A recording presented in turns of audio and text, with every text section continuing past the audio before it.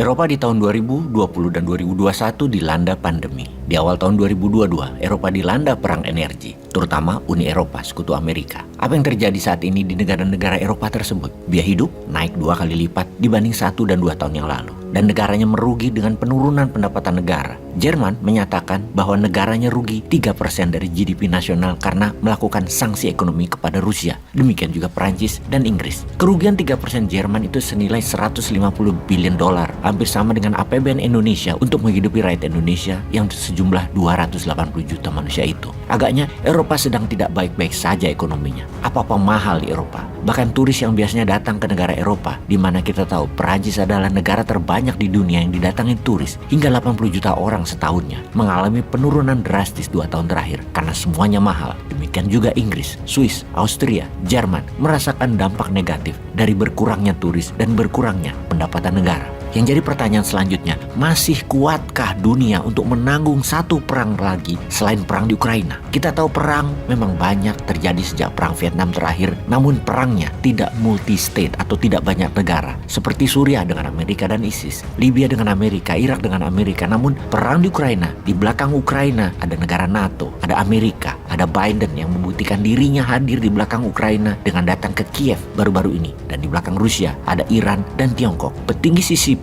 atau Partai Komunis Cina, Wang Yi, hadir hari ini di Moskow. Kembali ke pertanyaan apakah dunia sanggup menanggung satu perang lagi? Kita melihat dari sisi Tiongkok sekarang. Mengapa akhir-akhir ini, sejak tahun baru, perhatian Tiongkok ke Ukraina meningkat? Apakah Tiongkok lagi mempelajari apa kesalahan dan apa kekuatan dalam perang tersebut yang harus ditiru dan dipelajari agar Taiwan bisa masuk kembali ke Tiongkok dengan memenangkan perang di Taiwan? Kita memperdalam sedikit kesamaan Rusia dan Tiongkok yang bersama Putin dan Xi Jinping. Keduanya adalah menjadi negara otoritarian. Ambisi otoritarian memang narsisme grandios, ingin diingat sejarah sebagai orang besar, ingin dikenang sebagai pahlawan, ingin diagungkan, ingin selamanya berkuasa. Jadi ciri tersebut bisa didapat kalau mereka melakukan ekspansi. Lalu apa yang dilakukan Tiongkok saat ini? Berpengalaman dengan strategi geoekonomi yang bernama Belt Road Initiative, BRI, lalu menjadi obor One Belt One Road. Maka kata inisiatif dipakai untuk sesuatu yang Tiongkok akan lakukan. Sekarang Tiongkok membuat Global Security Initiative. Global Security Initiative adalah cikal bakal military aliansi seperti NATO, versinya Tiongkok. Apa yang dilakukan Rusia terhadap Ukraina adalah self-defense. Maka Tiongkok akan melakukan hal yang sama dalam kampanyenya. Mengambil Taiwan adalah self-defense dari caplokan Amerika terhadap wilayah Tiongkok. Kita semua tahu, sejak kehadiran Nancy Pelosi tahun lalu ke Taiwan, Tiongkok marah dan mulai melakukan aktivitas di darat, laut, udara, selat mengelilingi Taiwan, dan garis batas wilayah Taiwan sudah berkali-kali dilewati dalam drill militer oleh Tiongkok.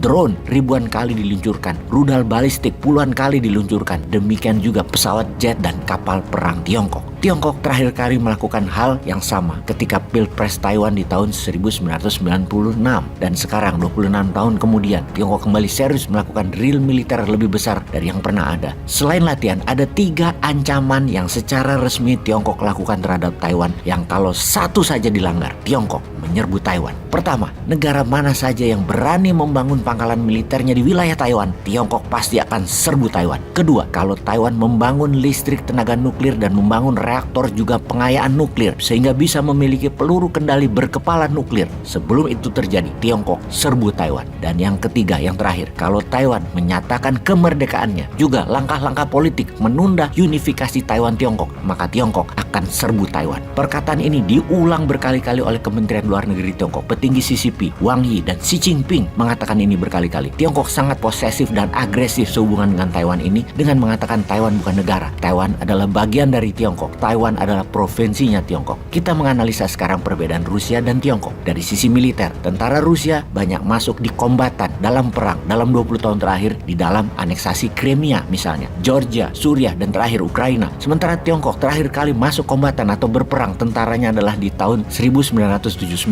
dengan Vietnam. Jadi secara teknis personel, tentara Tiongkok less combat experience. Secara ekonomi, Rusia memberi kontribusi 3% ekonomi dunia, sedangkan Tiongkok memberikan kontribusi 50%, di mana perang terjadi antara Tiongkok Taiwan bisa mengganggu 30-50% perekonomian dunia. Perkiraan para ahli militer, Tiongkok akan main panjang dalam urusan dengan Taiwan. Yang kita harus waspadai bukan akankah Taiwan disebut Tiongkok, tapi kapan Tiongkok ambil Taiwan, dan sudah siapkah Indonesia akan imbas ekonomi ekonominya mengingat lebih dari 50% ketergantungan dalam trading, kebutuhan harian, investasi, ekspor impor, politik luar negeri Indonesia agak miring ke Tiongkok. Sudah ada solusinya. Peace.